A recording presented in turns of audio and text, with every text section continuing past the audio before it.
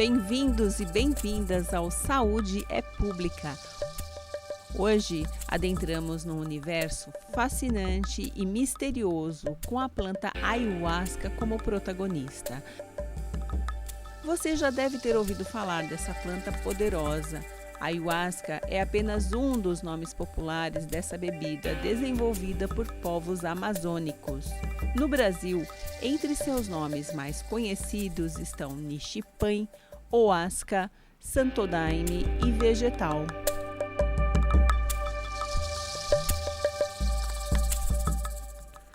Para muitos, a ayahuasca é vista como uma cura, com relatos impressionantes de pessoas que conseguiram superar o vício do álcool após o uso da planta. Mas o que está por trás desse nome intrigante? A ayahuasca é uma junção de aya, que significa pessoa morta, alma e espírito, e huasca, que se traduz como corda, liana, cipó ou vinho. Portanto, sua tradução para o português evoca a imagem de uma corda dos mortos ou vinho dos mortos, uma referência à combinação das folhas e ao lenho do cipó de duas plantas usadas na preparação da bebida. No entanto, a ayahuasca vai além da sua associação cultural e espiritual. A ciência tem se dedicado a estudar seus efeitos na saúde e há laboratórios da USP muito ativos nesta área. O livro Visões Multidisciplinares da Ayahuasca, recém-lançado pela editora Unicamp, evidencia a variedade de pesquisas sobre a temática e se debruça em estudos que vão além dos componentes biológicos da planta, mostrando os usos e os potenciais terapêuticos do chá milenar. E para nos contar sobre o estado atual das pesquisas nessa área, temos o privilégio de receber o cientista Rafael Guimarães dos Santos, que já compartilhou seus conhecimentos na terceira temporada do nosso podcast, quando discutimos o uso do canabidiol na saúde. Rafael é professor do Departamento de Neurociência do Programa de Pós-Graduação em Saúde Mental da Faculdade de Medicina de Ribeirão Preto e vai nos contar mais sobre os usos, os perigos e as potencialidades dessa misteriosa planta. Eu sou Guilherme Drummond, estagiário da Assessoria de Comunicação da FSP USP. E eu sou Silvia Miguel, jornalista e sanitarista.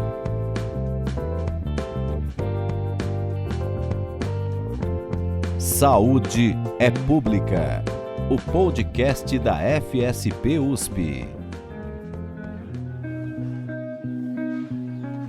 Olá, professor, seja muito bem-vindo ao podcast Saúde é Pública. Você já participou conosco em um episódio focado no uso do canabidiol na saúde e hoje retorna para falar das pesquisas sobre ayahuasca. Primeiramente, peço que se apresente e já comece me tirando uma curiosidade. Qual é o interesse da ciência a respeito dessa planta e quais os achados do seu laboratório a respeito? Primeiramente, obrigado pelo convite. É um prazer estar aqui novamente, falando sobre nossas pesquisas aqui na Faculdade de Medicina da USP de Ribeirão Preto. Nós temos vários interesses, não só na ayahuasca, né, mas nesse grupo de substâncias que são chamadas psicodélicas ou alucinógenas, né? Então, são substâncias que elas produzem alterações assim, no sentido dos pensamentos, no fluxo dos pensamentos, a pessoa fica mais introspectiva, costuma ter mais pensamentos autobiográficos, isso, sua própria memória, infância, normalmente conteúdos com mais carga emotiva, a pessoa fica um pouco mais emotiva, mais sensível à parte sensorial, barulhos, cheiros, sons. Então tem que ser todo um preparado, um ambiente apropriado aí para a condução desses estudos. E ao longo dos anos, a gente tem observado tanto em modelos pré-clínicos quanto em modelos aparecendo em seres humanos também, evidências de efeito antidepressivo. O efeito antidepressivo já apareceu em estudos pré-clínicos com ratos, a gente já testou também em um grupo pequeno de pacientes com depressão, e também outros estudos pré-clínicos, outros potenciais que já apareceram na parte pré-clínica, por exemplo, a redução do uso de álcool. A gente fez um estudo recente agora, não encontramos um resultado tão significativo, talvez porque os participantes não bebiam tanto.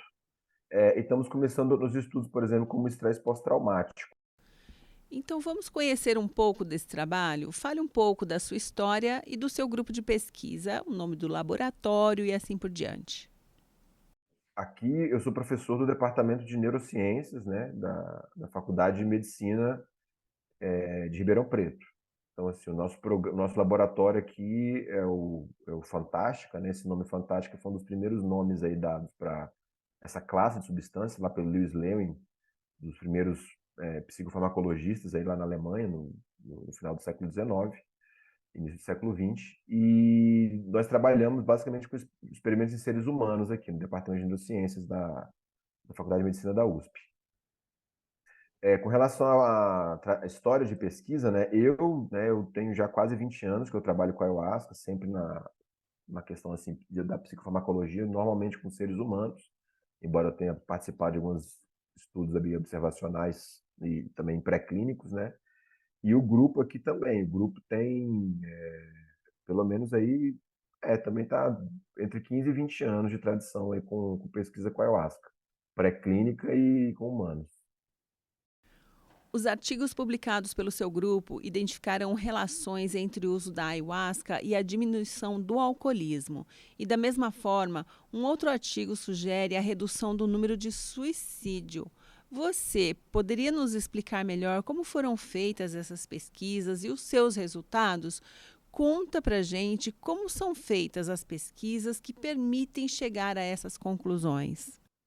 Perfeito. Nós temos, né, eu estava comentando, tem dados pré-clínicos, normalmente feitos, por exemplo, em células ou em animais inteiros, como ratos, por exemplo, que tem evidências para o uso antidepressivo, para a questão da diminuição do uso de algumas drogas, como o álcool, né?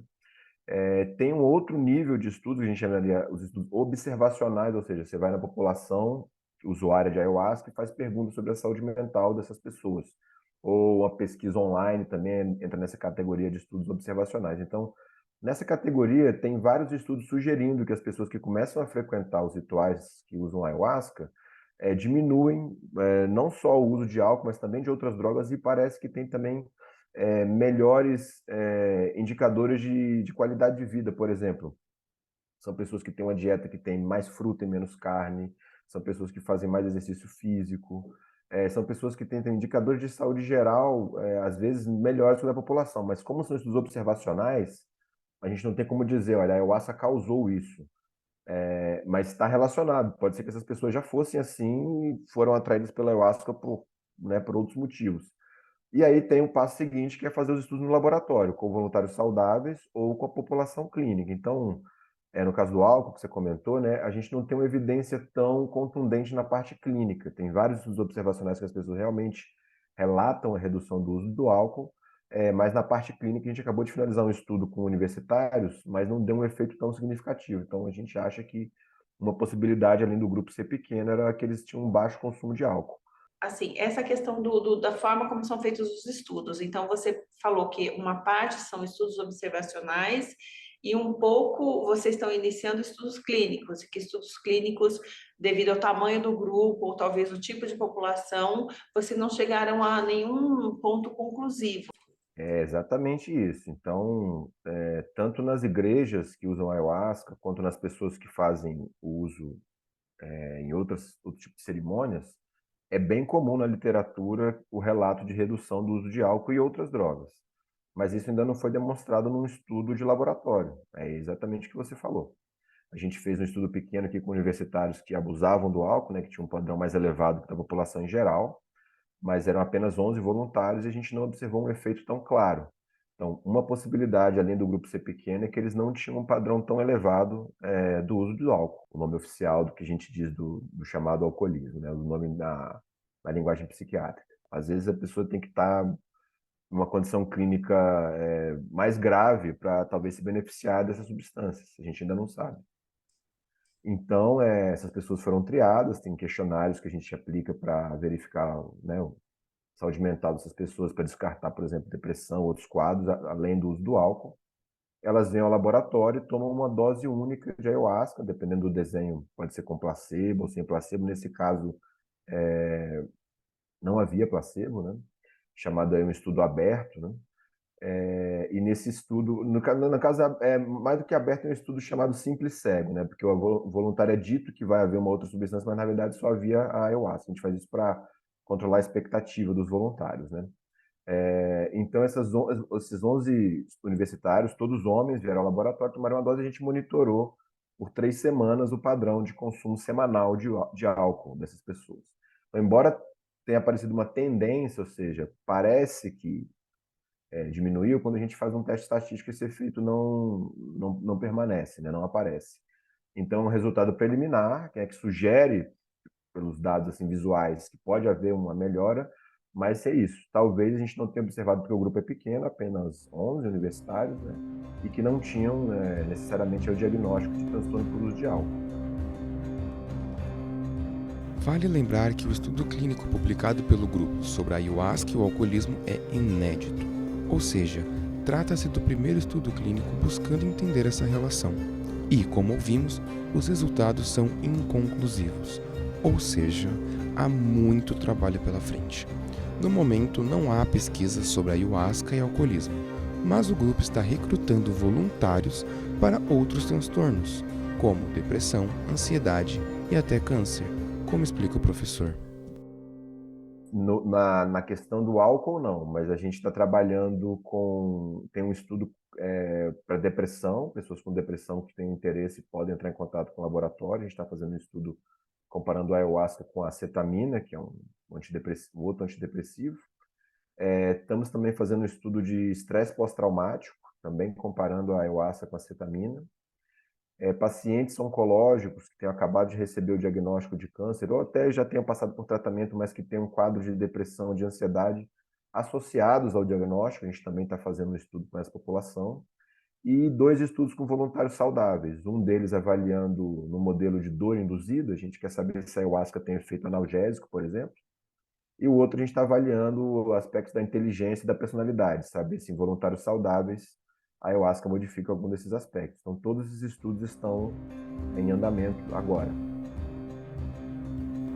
Mas atenção, em certos quadros mentais, o uso da planta não é indicado e pode, inclusive, trazer alguns riscos.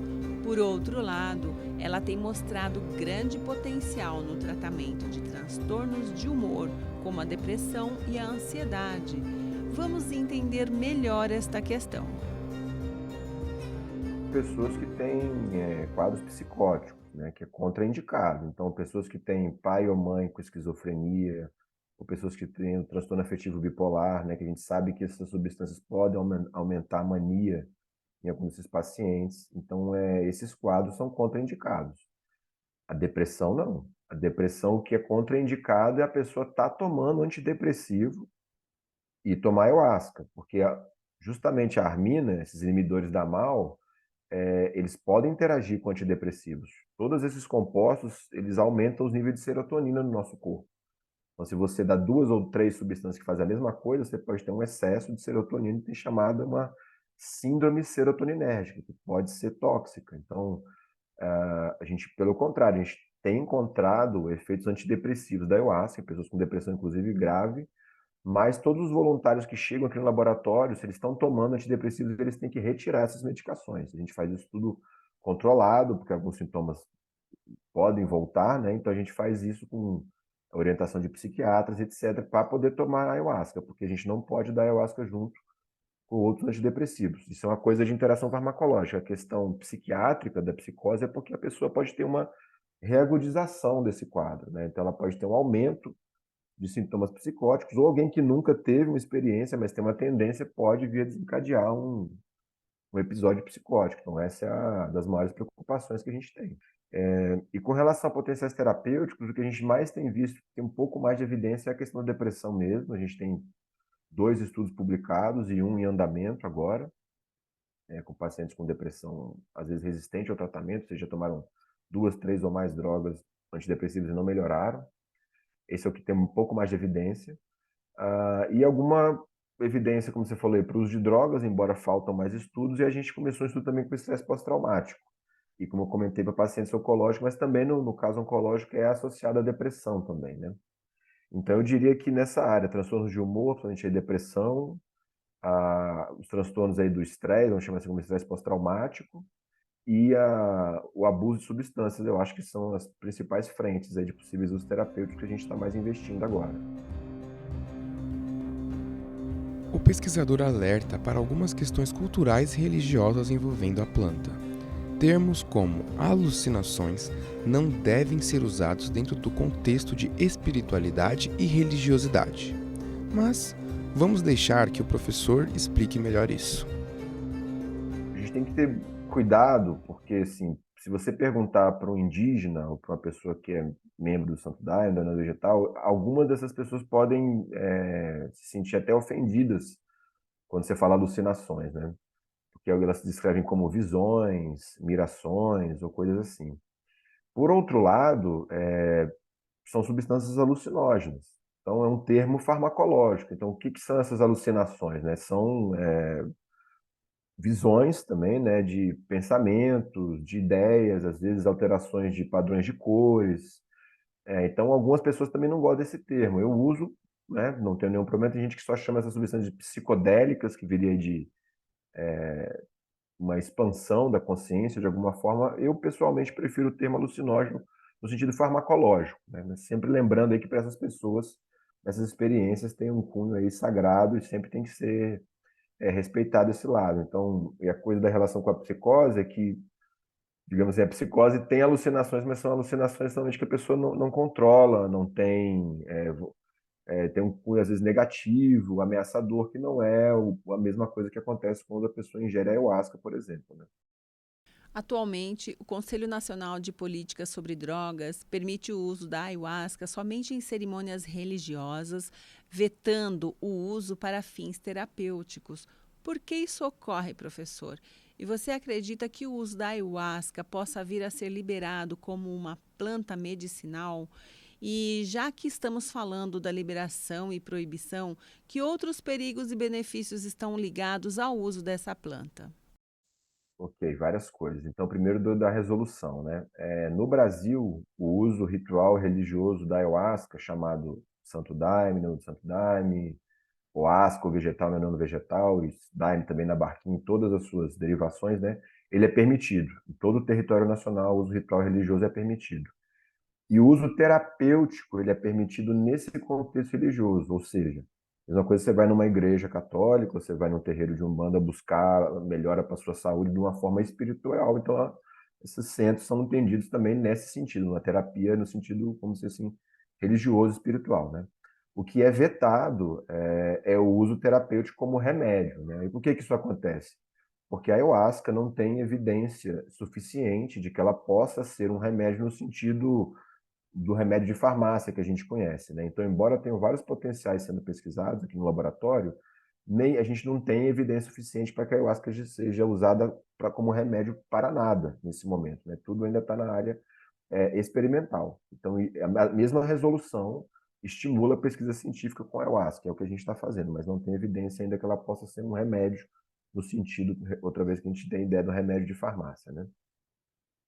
E isso está relacionado também à sua outra pergunta sobre possíveis riscos, né? A ayahuasca, como qualquer outra substância psicoativa, ela tem seus riscos. Então, quando ela é tomada de maneira respeitosa, ritual, no contexto, seja indígena ou religioso, os estudos dos últimos 20 anos sugerem que a incidência de problemas é muito baixa, porque esses grupos, de certa forma, eles também fazem triagem, ou recomenda-se que façam de quem está chegando ali, pessoas com transtornos como esquizofrenia, psicose, né, não devem tomar essa substância porque existe uma possibilidade de reagudização desses quadros, né?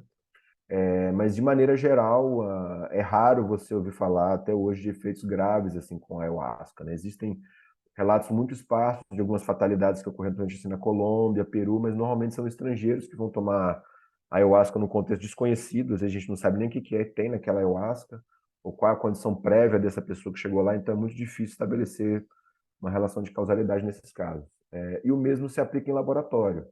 Os efeitos adversos que a gente mais vê aqui são os que mais acontecem no ritual também. Náusea, mal-estar gastrointestinal, às vezes vômito, tem gente que fica um pouco ansiosa, um pouco confusa quando o efeito está mais intenso.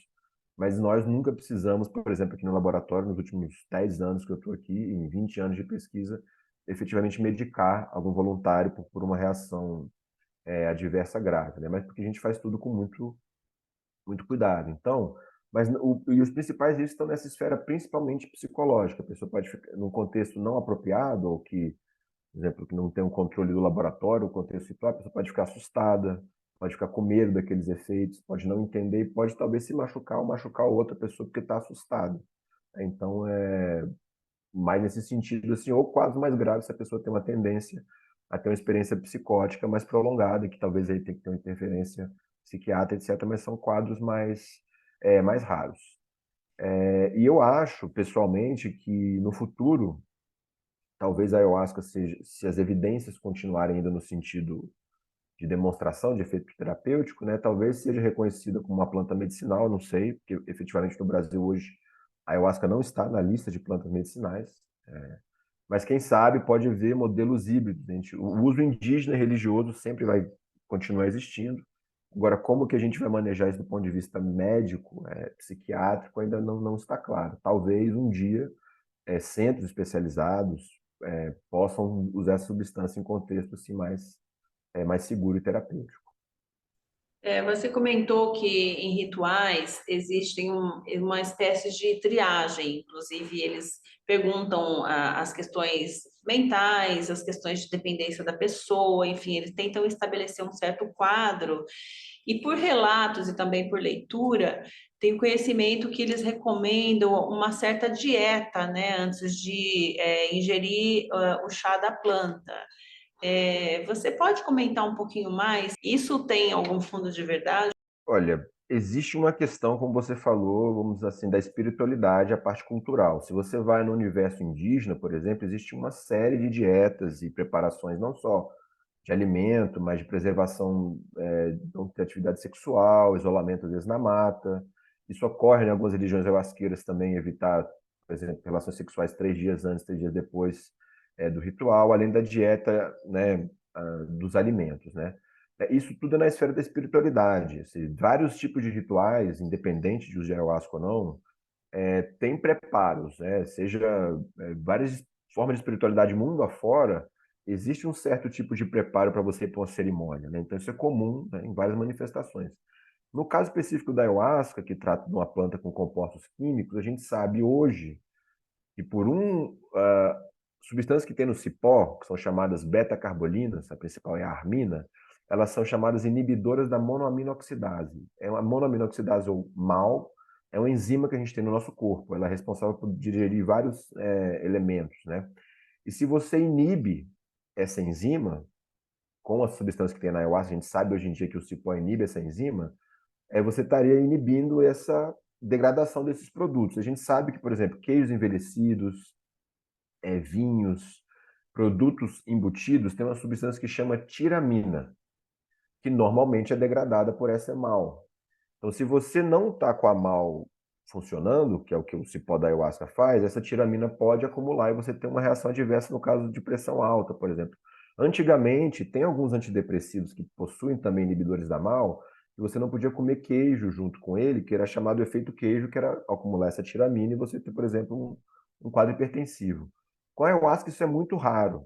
E eu não sei te dizer exatamente onde começa a farmacologia e onde começa a espiritualidade, porque na mata os índios têm, né, os animais têm animais de poder, as plantas são espíritos, então nas religiões também. Então, o queijo restrito, será que onde veio isso? Mas eu já fui em rituais de ayahuasca onde o pessoal come bolo de chocolate no aniversário, no meio do ritual eu nunca vi nada acontecer.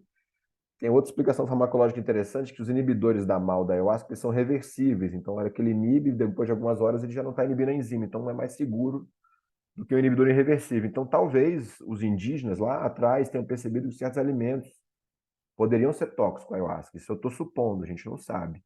E nas religiões ayahuasqueiras, talvez alguma parte desse conhecimento tenha ficado preservado.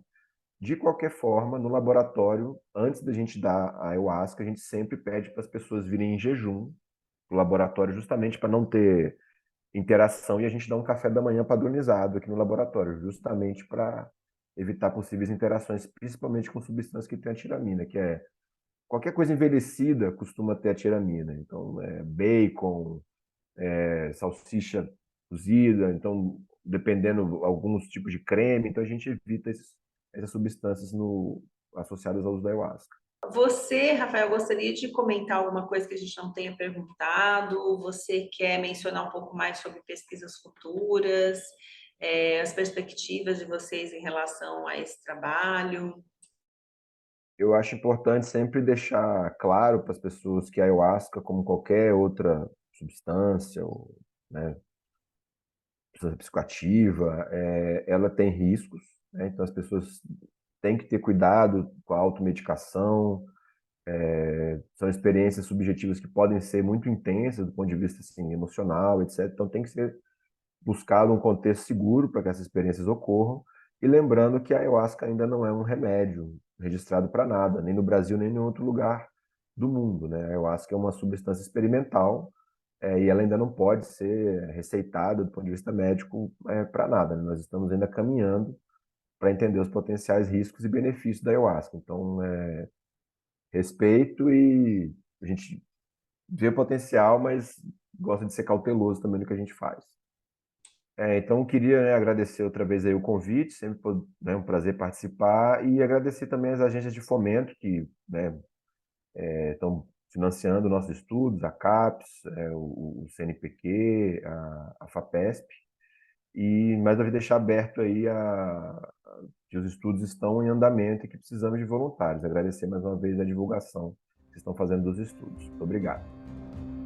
Para entrar em contato com o grupo de pesquisa ou se voluntariar para algum dos experimentos citados, envie mensagem via Instagram pelo @PG Saúde Mental, que é o perfil do Programa de Pós-Graduação em Saúde Mental da Faculdade de Medicina da USP de Ribeirão Preto.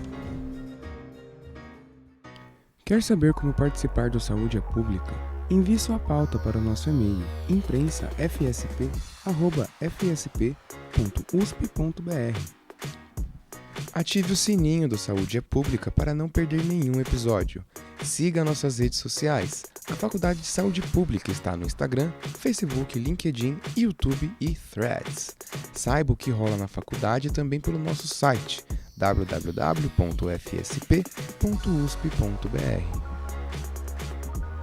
Este episódio contou com a coordenação editorial de Silvia Miguel. Entrevista, edição, roteiro, Silvia Miguel. Locução, Guilherme Drummond e Silvia. Pós-edição e artes, Felipe.